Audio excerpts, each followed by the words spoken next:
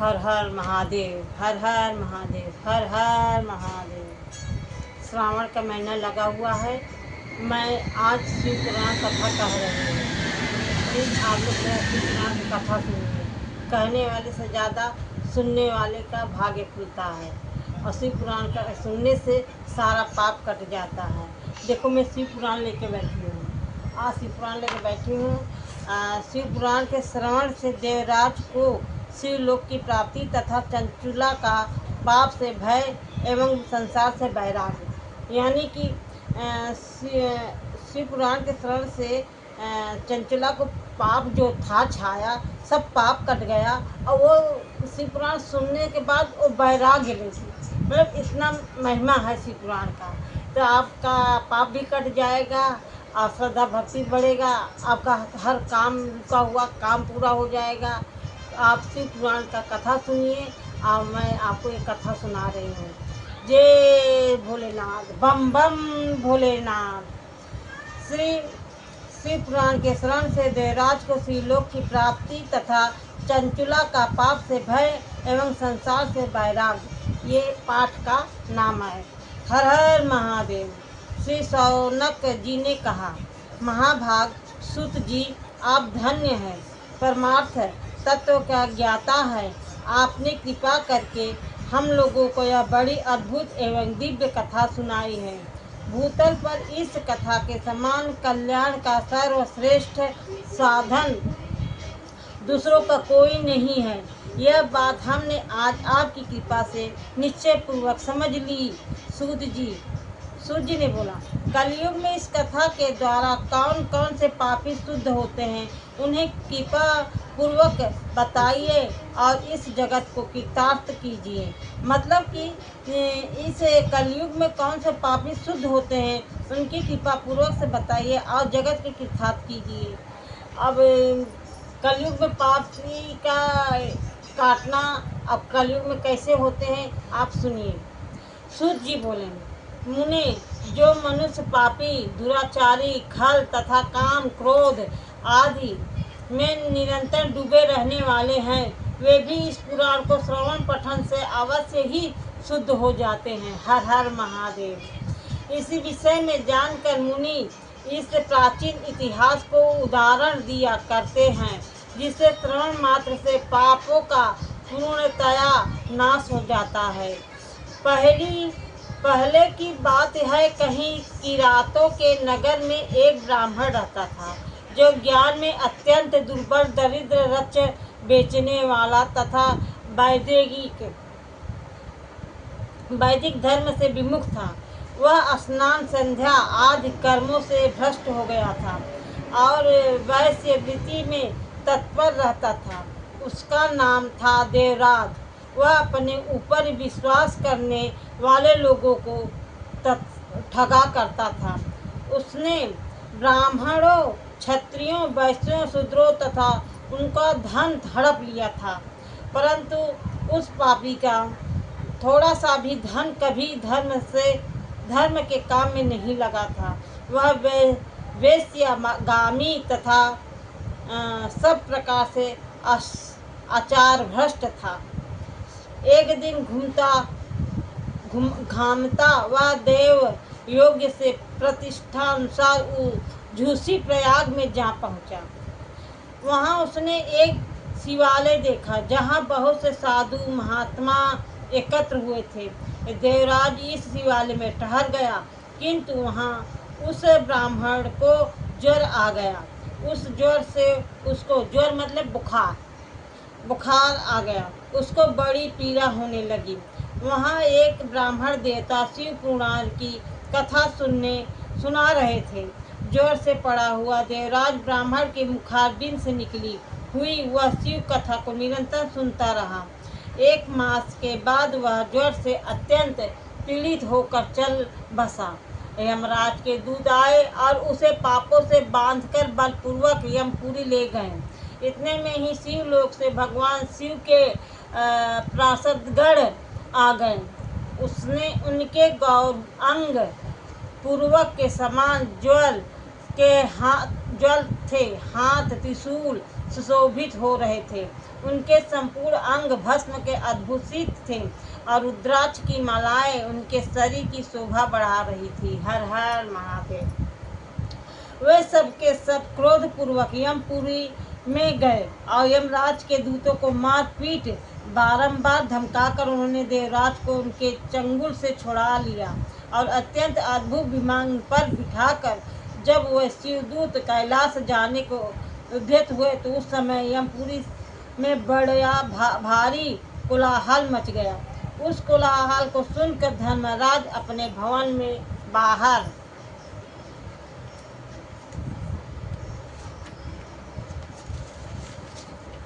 बाहर आए। साक्षात दूसरे रुद्रों को समान प्रतीत होने वाले उन चारों दूतों को देखकर धर्मज्ञ धर्मराज ने उनका विधि पूर्वक पूजन किया और ज्ञान दृष्टि से देखकर सारा वृत्तांत जान लिया। उन्होंने भय के कारण भगवान शिव के उन महात्मा दूतों को कोई बात नहीं पूछी, उल्टे उन सब की पूजा एवं प्रार्थना की। तत्पश्चात से शिवदूत कैलाश को चल गए।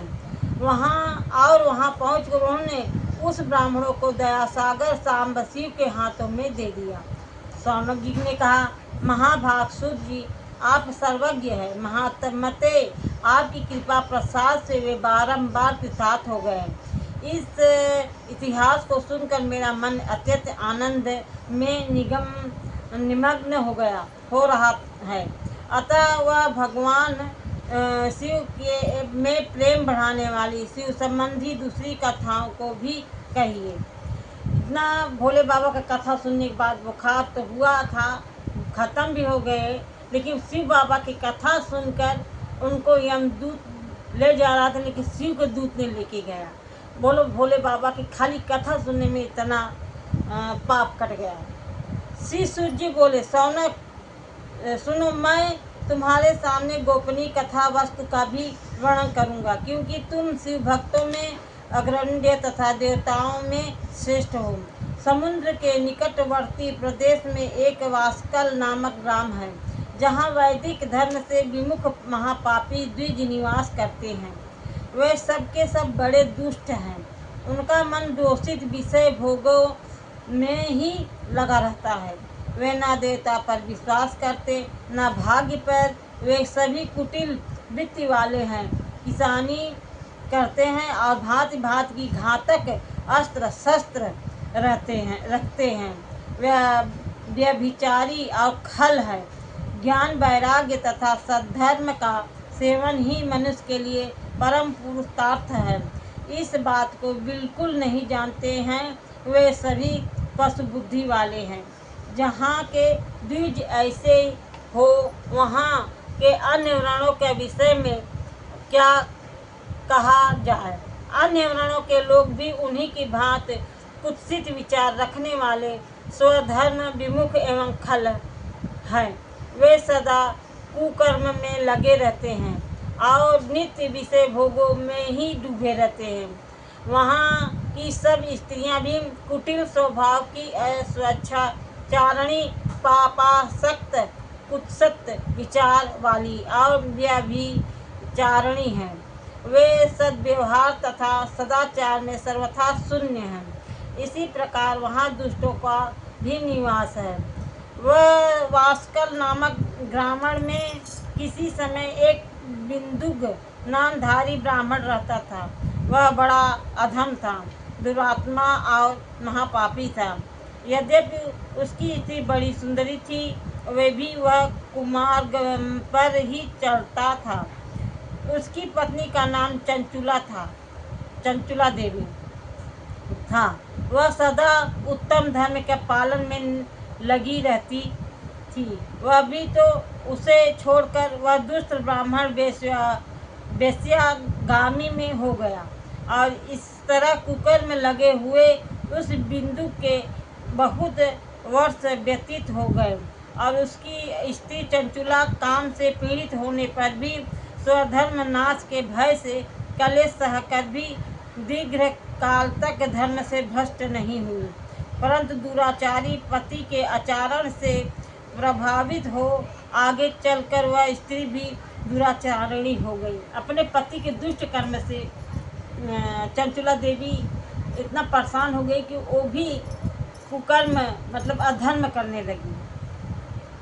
इसी तरह दुराचार में डूबे हुए उन मूढ़ चित्त वाले पति पत्नी को बहुत सा समय व्यर्थ बीत गया। तदंतर शूद्र जाति वेश्या का पति बना और वह दूषित बुद्धि वाला दुष्ट ब्राह्मण बिंदु के समय अनुसार मृत्यु को प्राप्त हो गया।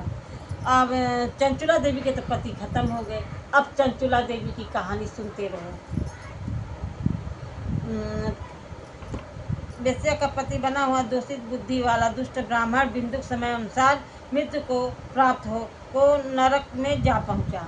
बड़े नरक में जा पहुंचे। बहुत दिनों तक नरक में दुख भोग कर वह मूढ़ बुद्धि पापी विंध्य पर्वत पर भयंकर पिचास हुआ। मतलब वो ब्राह्मण इतना पाप किए थे कि मरने के बाद वो एक विंध्य पर्वत पर भयंकर पिचास हुआ। पिचास माने प्रेत व्याधा।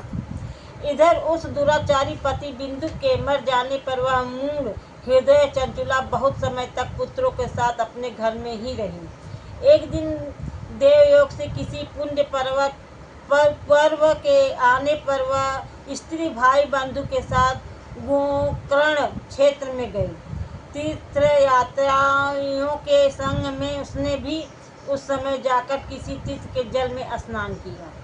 जैसे कि सब लोग जा रहे थे तीर्थ यात्रा, तो चंचला देवी भी मन बना ली कि चलो हम भी तीर्थ यात्रा कर लें। तो तीर्थ यात्रा में जाकर जल स्नान किया। फिर वह साधारणतया मेला देखने की दृष्टि से बंधुजनों के साथ यत्र तत्र घूमने लगी। चंचला देवी नहाकर गंगा जल से निकली, फिर मेला में घूमने के लिए चल दी। घूमती घामती किसी देव मंदिर में गई और वहाँ उसने एक दैवज्ञ ब्राह्मण के मुख से भगवान शिव का परम पवित्र एवं मंगलकारिणी उत्तम पौराणिक कथा सुनी। वहाँ कथा हो रही थी, वहीं कथा पर बैठ गई और कथा पूरा सुनी। कथावाचक ब्राह्मण कह रहे थे कि जो स्त्रियां पुरुषों के साथ व्यभिचार जाती हैं, वह यमराज के दूत उनकी योनि में तपे हुए लोहे का परिघ डालते हैं।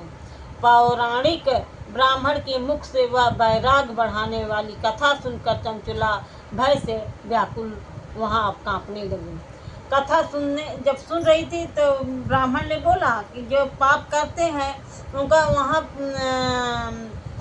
मरने के बाद क्या हाल होती है। ये सुनने के बाद चंचला कांप उठती है और कांप जाने के बाद देखो क्या करती है। जब व्याकुल होकर कांपने लगी, जब कथा समाप्त हुई और सुनने वाले सब लोग वहाँ से बाहर चले गए, तब वह भयभीत होकर नारी एकांत में शिव पुराण की कथा बाँचने वाले उन ब्राह्मण देवता से बोली।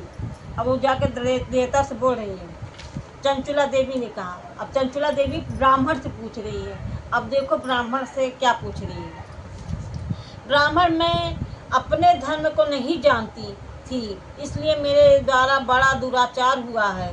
स्वामिनी, मेरे ऊपर अनुपम कृपा करके आप मेरा उद्धार कीजिए। आज आपके वैराग रस से ओतप्रोत उस प्रवचन को सुनकर मुझे बड़ा भय लग रहा है। मैं कांप उठ रही हूँ और मुझे इस संसार से वैराग हो गया है। मुझे मूढ़ चित्त वाली पापी को धिक्कार है। मैं सर्वथा निंदा के योग्य हूँ, कुत्सिल विषयों में फंसी हुई हूँ। चंचला देवी जितना पाप की थी वो अपना पाप सिर्फ ब्राह्मण से बताए, क्योंकि वो कथा सुन के डर गई थी कि मरने के बाद क्या होगा। इसलिए कथा अपना पूरा पाप बता रही है। फंसी हुई हूँ और अपने धर्म से विमुख हो गई हूँ। हाय, न जाने किस किस घोर कष्टदायक दुर्गति से मुझे पड़ना पड़ेगा और वहाँ कौन बुद्धिमान पुरुष कुमार्ग में मन लगाने वाली मुझ पापनी का साथ देगा। मृत्यु काल में उन भयंकर यमदूतों को मैं कैसे देखूंगी और जब से बलपूर्वक मेरे गले में फंदे डालकर मुझे बांधेंगे, तब मैं कैसे धीरज धारण कर सकूंगी। नरक में जब मेरे शरीर के टुकड़े टुकड़े किए जाएंगे, उस समय विशेष दुख देने वाली उस महायातनाओं को मैं वहाँ कैसे सहूँगी। हाय, मैं मारी गई, मैं जल गई, मेरा हृदय दीर्घाणु हो गया, विधराण हो गया, और मैं सब प्रकार से नष्ट हो गई, क्योंकि मैं हर तरफ से पाप से ही डूबी रही हूँ। ब्राह्मण, आप ही मेरे गुरु, आप ही माता, आप ही पिता है। आपकी शरण में आई हूँ, मुझे दीन अबला का आप ही उद्धार कीजिए, उद्धार कीजिए। सूत जी कहते हैं, सौनक, इस प्रकार खेद और वैराग्य युक्त हुई चंचलता ब्राह्मण देवता के दोनों चरणों में गिर पड़ी। तब उन बुद्धिमान ब्राह्मण ने कृपा पूर्वक उसे उठाया और इसी प्रकार से कहा। अध्याय 2-3 चंचुला, इसी में ये अध्याय खत्म हुआ है। अब दूसरा अध्याय में कल कहूँगी। और दूसरा अध्याय ये है कि चंचुला की प्रार्थना से ब्राह्मण का उसे पूरा शिव पुराण सुना और समय अनुसार शरीर छोड़कर शिवलोक में जा चंचुला पार्वती की सखी और एवं सुखी होने लगती है। मतलब कि अभी इनका ये कथा में कल कहूँगी, तो चंचुला के उद्धार के कैसे बताते हैं भोले बाबा के। हर हर महादेव।